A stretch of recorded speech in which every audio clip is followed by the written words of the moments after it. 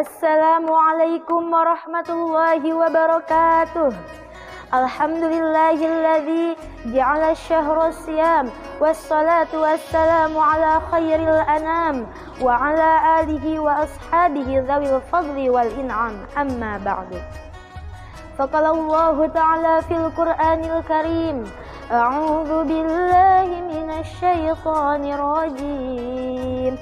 Bismillahirrahmanirrahim. Wa qala rabbukum ud'uni astajib lakum innal ladzina yastakbiruna 'an 'ibadati sayadkhuluna jahannama dakhirin. Sadaqallahu wa sadaqa rasulul karim al-ayah. Faqulu rabbi israh li sadri wa yassir li amri wahlul 'uqdatam min lisani yafqahu qawli ya fattahu ya alim rabbana iftah bainana wa baina qaumina bil haqqi wa anta khairul fatihin walhamdulillahi rabbil alamin. La ilaha illallah la mawjuda illallah la ilaha illallah la ma'buda illallah la ilaha illallah la matluba illallah la ilaha illallah la maqsuda illallah. Bismillah tawakkalna 'ala Allah la haula wala quwwata illa billahil aliyyil azim. Astaghfirullahal azim wa atubu ilaih. Alhamdulillahirabbil alamin. Pada kesempatan ini kita bisa bertemu kembali dengan bulan yang penuh berkah, dengan bulan yang penuh kemuliaan, dengan bulan yang penuh rahmat, yakni di bulan suci Ramadan. Sebagaimana dalam lantunan syairnya, Ramadan tajalla wa batasama tubalil abdi idza tanama. Ramadan tajalla wa batasama tubalil abdi idza tanama. Arda maulahu bima tazma tuballin nafsi bitaqwaha. Ramadan zamanul barakati, Ramadan zamanul hasanati, Ramadan zamanul barakati, Ramadan zamanul hasanati, Ramadan majalus salawati, tasmulin nafsi bitaqwaha. Hadirin ummatul muslimin wal muslimat dimanapun kalian berada, Allah subhanahu wa ta'ala telah berfirman dalam Quran surah Az-Zariyat ayat 56 yang berbunyi, Bismillahirrahmanirrahim. Wa ma khalaqtul jinna wal insa illa liya'budun. Sadaqallahul azim. Yang artinya, tidak aku ciptakan jin dan manusia kecuali untuk beribadah kepadaku. Sebagaimana Allah telah menciptakan dunia beserta isinya, begitu pula Allah menciptakan jin dan manusia untuk beribadah kepadanya. Maksudnya, bagaimana cara kita beribadah kepada Allah, yaitu dengan cara mengagungkan Allah Subhanahu wa ta'ala. Salah satu cara untuk mendekatkan diri kita kepada Allah yaitu dengan cara berdoa. Sebab dengan berdoa adalah cara kita mendekatkan diri dengan Allah Subhanahu wa ta'ala. Doa adalah salah satu cara alat komunikasi antara Khalik dengan makhluknya. Begitu istimewa jika seorang hambanya selalu berdoa kepada Allah Subhanahu wa ta'ala. Karena doa adalah salah satu pekerjaan yang identik dengan meminta keinginan kita kepada Allah Subhanahu wa ta'ala. Karena Allah Subhanahu wa ta'ala adalah zat yang ingin jika hambanya selalu meminta kepadanya. Sebagaimana dalam kaidah mengatakan, mang taraka du'a fahuwa takabbur. Barang siapa yang meninggalkan doa, maka ia adalah orang yang takabur. Na'udzubillahi min dzalik. Jika kita bandingkan antara Allah dengan hambanya, justru sangat berbeda sekali. Terkadang hambanya takut jika ada orang yang meminta kepadanya, tapi giliran ia malah memaksa. Na'udzubillahi min dzalik.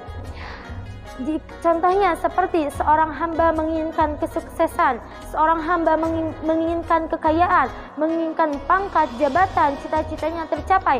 Apakah ketika Allah Subhanahu wa ta'ala memerintahkan untuk memenuhi panggilannya, apakah ia langsung dengan cepat memenuhi panggilan itu? Tentu tidak, bukan?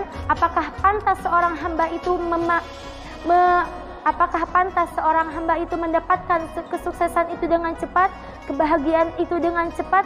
Tentu tidak. Karena barang siapa yang menunda-nunda sholat, maka Allah pun akan menunda-nunda kesuksesanmu. Barang siapa yang memperbaiki sholatmu, maka Allah pun akan memperbaiki hidupmu. Jika kita memperbaiki sholat yang tadinya tidak awal waktu menjadi awal waktu, yang tadinya selalu dilalaikan jadi diutamakan, yang tadinya selalu ditunda-tunda jadi diawalkan. Begitu pula jika seorang hamba selalu berdoa kepada Allah, maka ia akan menjadi seorang hamba yang selalu dicintai oleh Allah. Adapun di sini saya mengambil dari kitab Tangkibul Qaul karya Syekh Umar Nawawi Al-Bantani bahwa keutamaan berdoa ada dua. Yang pertama, ad-du'a mukhul ibadah. Doa adalah pokoknya dari ibadah. Seperti dalam rukun Islam yang 5, yang terkumpul dalam nomor 2 yaitu salat. Salat menurut bahasa adalah doa. Karena setiap bacaan salat yang kita baca semuanya memiliki doa. Mengapa doa disebut dengan pokok ibadah? Karena ketika seorang hamba menginginkan sesuatu, seorang hamba memiliki hajat, pasti ia akan berdoa dan berserah diri kepada Allah Subhanahu wa taala. Percuma kita hanya berdoa kepada Allah Subhanahu wa taala tanpa ada usaha, sama saja dengan bohong. Karena ketika kita hanya berdoa, kita menginginkan sesuatu, kita menginginkan kekayaan, kita menginginkan kesuksesan, tapi tanpa usaha, kita hanya bermalas-malasan. Apakah ada orang sukses yang dilahirkan karena malas? Begitu pula, kita hanya berusaha, kita menginginkan pangkat, kita menginginkan jabatan, kita menginginkan kekayaan, tapi tanpa berdoa. Maksudnya tanpa kita mendekatkan diri kepada Allah. Ketika Allah memanggil dengan hayya 'alas shalah, apakah kita langsung memenuhi panggilan itu? Tentu tidak, karena kita hanya menunda salat kita melalaikan salat kita malah mementingkan duniawi saja. Langsung saja yang kedua, yaitu doa adalah senjatanya orang mukmin. Karena dengan doa manusia bisa merubah segalanya. Contohnya manusia bisa merubah takdir. Takdir pun terbagi dua. Contohnya takdir mu'allaq. Takdir mu'allaq adalah takdir yang bisa dirubah oleh manusia dan bisa dirubah dengan doa. Contohnya rezeki. Yang kedua takdir mubram. Takdir mubram adalah takdir yang tidak bisa dirubah oleh doa ataupun dirubah oleh ikhtiar. Contohnya seperti jodoh dan kematian. Karena takdir mubram sudah tertulis oleh Allah Subhanahu wa taala di zaman ajali sebelum kita dilahirkan. Begitu pula ada hadis mengatakan ad-du'a saiful mu'minin. Doa adalah senjatanya orang mukmin. Bila mana pedang itu dipakai, maka bisa menerobos objek yang akan ia lukai. Begitu pula dengan doa. Ada doa yang akan langsung Allah ijabah, sepertinya doanya Kanjeng Nabi Muhammad kepada umatnya, doanya seorang ibu kepada anaknya, dan doanya orang yang sedang berbuka puasa hingga menjelang maghrib, itu doanya akan diijabah oleh Allah Subhanahu wa taala.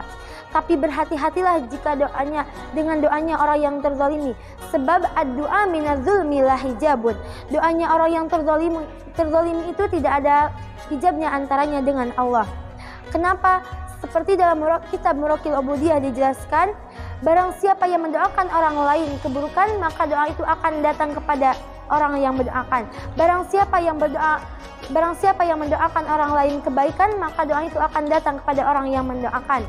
Maka berhati-hatilah dalam berdoa, karena setiap ucapan yang keluar dari mulut kita semuanya bisa menjadi doa. Jadi kesimpulan yang dapat kita ambil dari keutamaan berdoa, yang pertama ad-du'a mukhul ibadah. Doa adalah pokoknya dari ibadah. Yang kedua, ad-du'a saiful mu'minin. Doa adalah pedangnya orang mukminin. Mungkin cukup sekian yang dapat saya sampaikan. Mohon maaf bila ada kesalahan. Si Akang ingin sholat tahajud, tapi tidak lupa mencari musola. Jika ingin doa cepat terwujud, maka perbanyaklah berdoa. Ungzur maqala wa la tangzur makila. Wassalamualaikum warahmatullahi wabarakatuh.